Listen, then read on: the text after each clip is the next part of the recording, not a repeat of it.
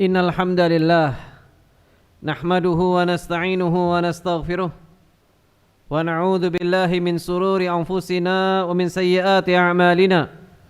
Man yahdihillahu fala mudilla lahu wa man yudlil fala hadiya lahu. Asyhadu an la ilaha illallah wahdahu la syarika lahu wa asyhadu anna Muhammadan 'abduhu wa rasuluh. Allahumma shalli ala Muhammad wa ala alihi wa ashabihi wa man sara ala nahji wattaba'a sunnatahu wa salaka tariqahu wa nahaja manhaja ila yaumiddin.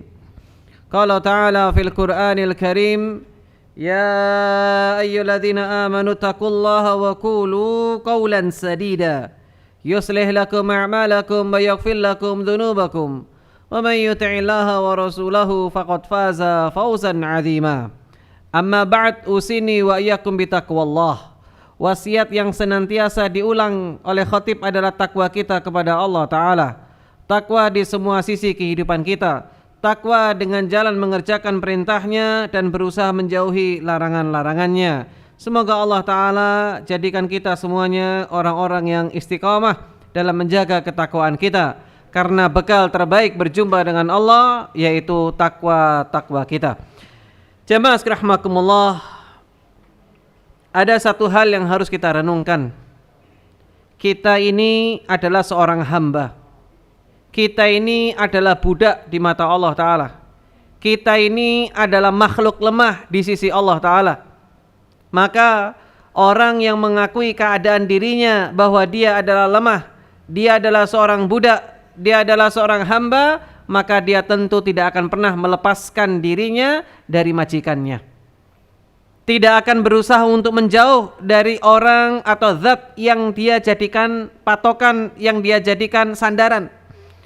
Maka pada kesempatan yang ringkas ini kami ingin mengajak merenungkan tentang satu hadis di mana Rasulullah sallallahu alaihi wasallam pernah bersabda, laisa syai'un akrama 'ala Allah Ta'ala minad du'a. Tidak ada sesuatu pun yang lebih mulia di sisi Allah selain doa. Doa, jamaah rahimakumullah. Mungkin ada yang tanya, tidak ada sesuatu pun yang lebih mulia di sisi Allah selain doa. Mungkin ada yang tanya, kok bisa seperti itu? Ya, karena dalam doa ada ketundukan seorang hamba. Karena ada dalam doa ada kemudian kebutuhan kita tentang kepada Allah Ta'ala. Karena dalam doa itu kita tunjukkan kita sedang menghinakan diri di hadapan Allah Ta'ala. Karena dengan doa kita betul-betul merasakan kekuatan Allah dan kelemahan kita. Doa kita itu wujud bahwa kita ini adalah makhluk yang sangat-sangat lemah dan kita sangat butuh dengan Allah Ta'ala. Itulah yang menyebabkan kenapa Allah senang dengan hambanya yang berdoa kepadanya. Allah sangat senang. Allah itu sangat-sangat senang kalau ada hambanya itu minta kepadanya. Bahkan dalam ayat yang lain Allah Ta'ala berfirman, wa qala rabbukum ud'uni astajib lakum. Allah Ta'ala berfirman, berdoalah kalian kepadaku, niscaya akan aku kabulkan. Ini janji, Allah tidak pernah ingkar janji. Allah Ta'ala tidak pernah kemudian mengabaikan janji-janjinya. Maka dalam ayat ini seolah-olah Allah panggil kita semuanya dengan kelemahan kita. Wahai Anda yang sedang kena penyakit, maka mintalah kepada Allah kesembuhan, Allah akan sembuhkan.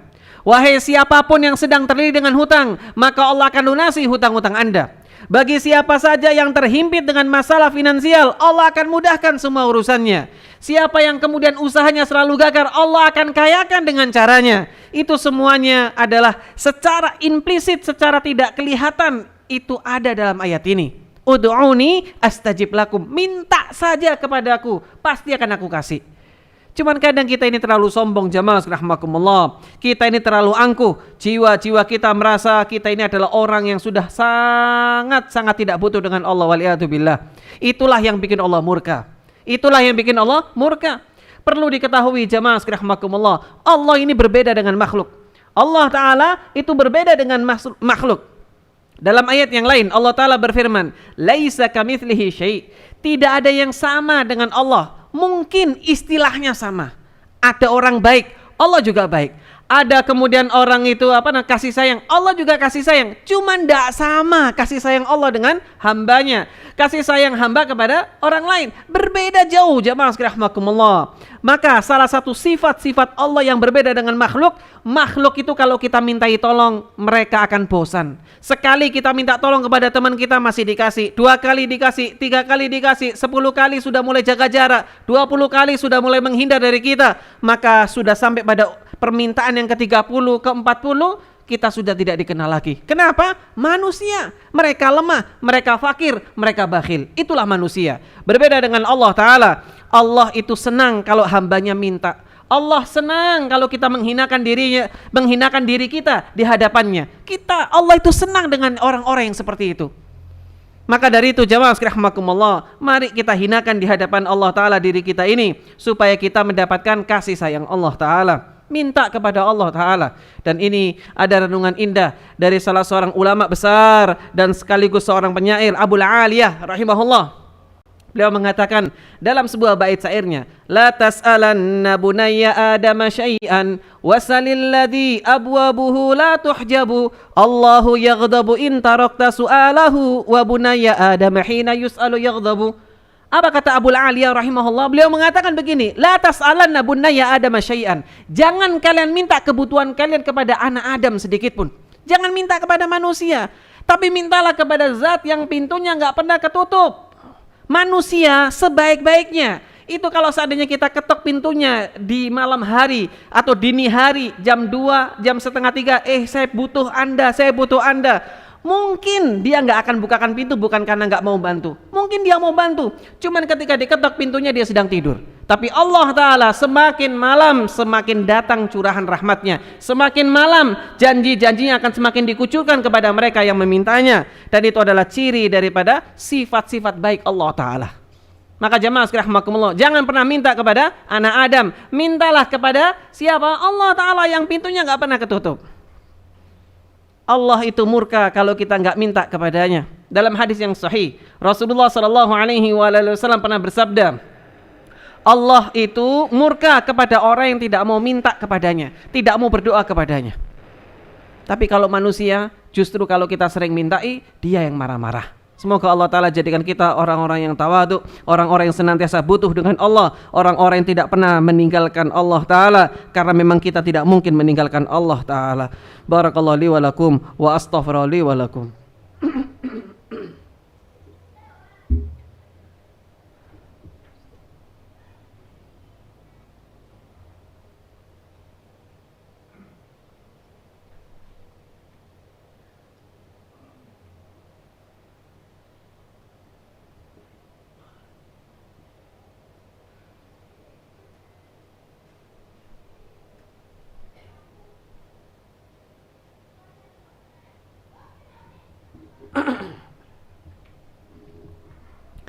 Innal hamdalillah nahmaduhu wa nasta'inuhu wa nastaghfiruh wa na'udzu billahi min sururi anfusina wa min sayyiati a'malina man yahdihillahu fala mudilla lahu wa man yudlil fala hadiya lahu asyhadu an la ilaha illallah wahdahu la syarika lahu wa asyhadu anna Muhammadan abduhu wa rasuluh. Allahumma shalli ala Muhammad wa ala alihi wa ashabi ajma'in. Jamaah sekalian rahimakumullah, mari kita renungkan. Mungkin pertanyaannya, kita harus minta apa kepada Allah?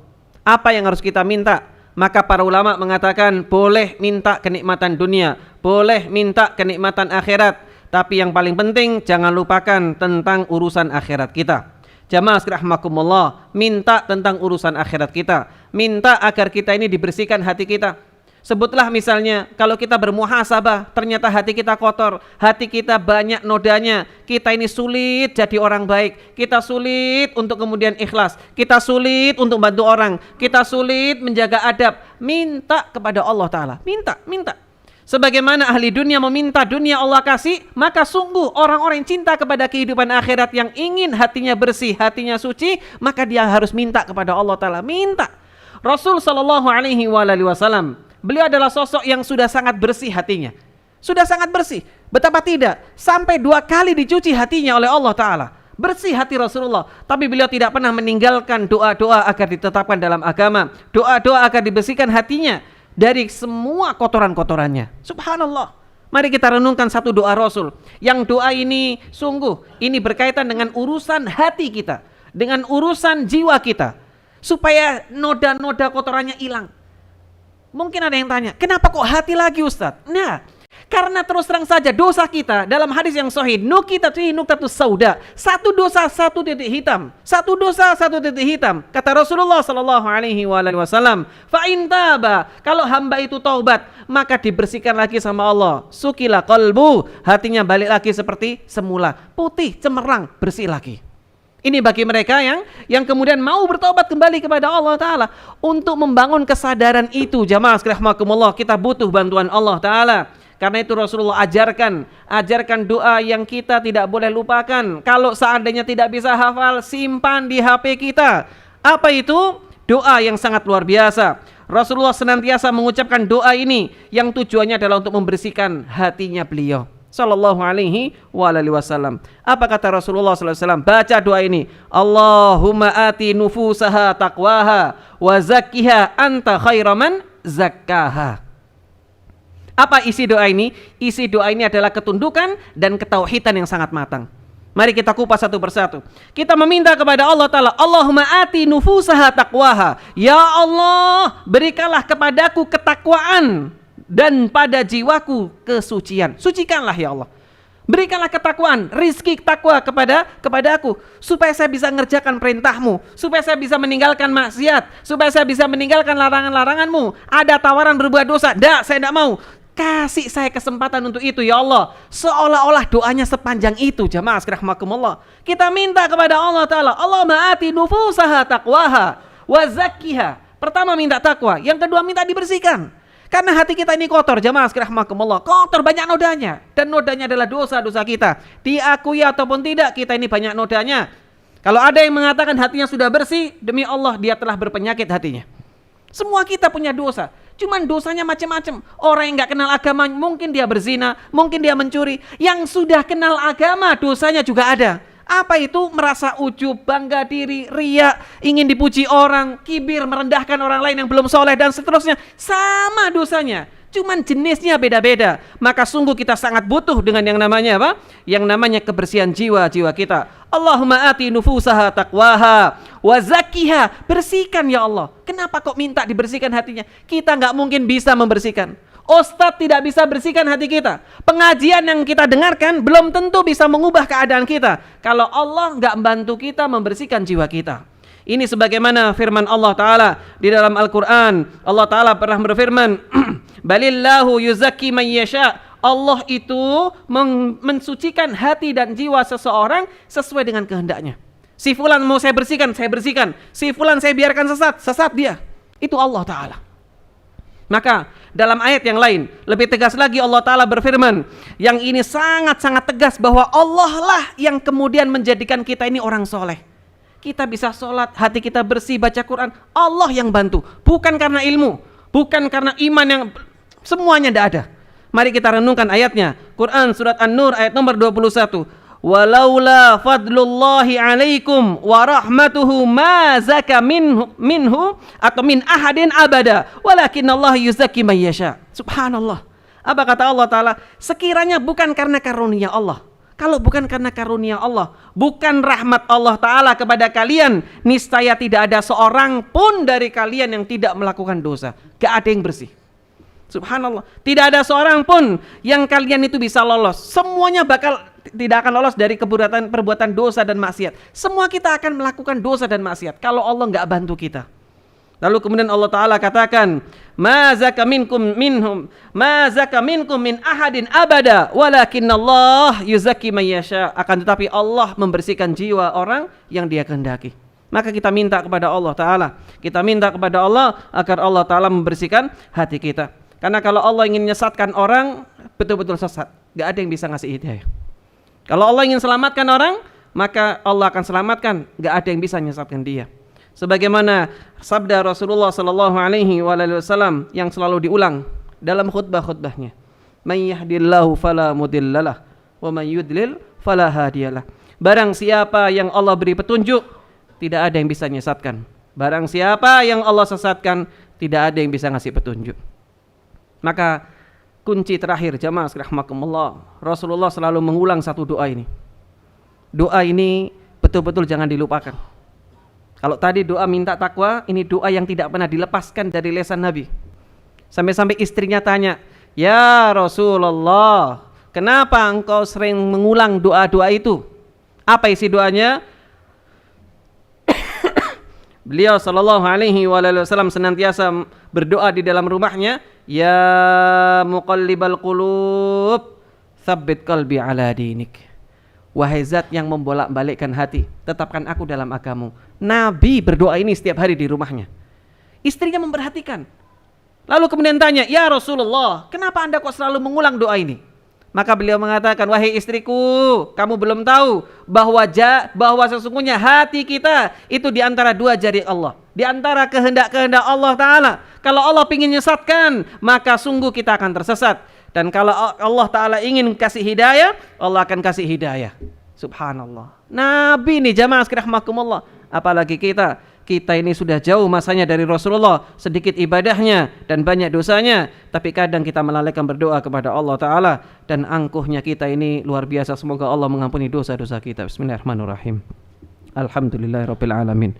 Allahumma shalli ala Muhammad wa ala ali Muhammad kama shallaita ala ali Ibrahim wa ala ali Ibrahim innaka Hamidum Majid.